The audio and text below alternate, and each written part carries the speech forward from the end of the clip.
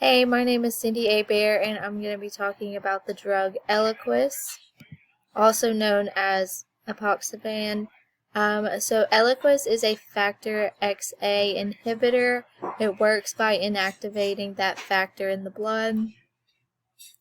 Eliquis is used to treat atrial fibrillation and reduce the risk of strokes. Patients that have AFib are at an increased risk of stroke, and this drug helps to prevent that.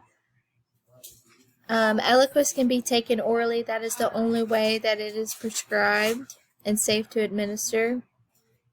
Eliquis comes in a 2.5 milligram or 5 milligram tablet. That is usually prescribed twice a day, either 2.5 twice a day or 5 milligrams twice a day. Eliquis may cause interactions with certain drugs, ketoconazole, itraconazole, and ritonavir are some of the drug interactions that can be caused with Eliquis. So when a patient is taking Eliquis, you want to tell them that they need to be monitoring for adverse bleeding, bleeding gums, anything like that, because it is such a strong blood thinner, it can cause them to have those problems.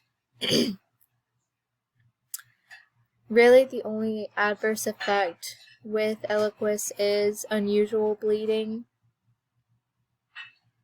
and you just want to educate your patients on that and make sure they're aware and what to do if that happens.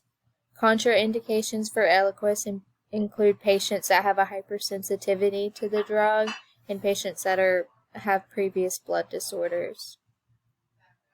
Patients should be educated to take their Eliquis as prescribed at the same time every day and to not miss a dose. Patients who have an elevated creatinine over 1.5 usually are prescribed a maintenance dose of Eliquis of 2.5 milligrams twice a day. And that is just a little bit of information about Eliquis. Thank you so much.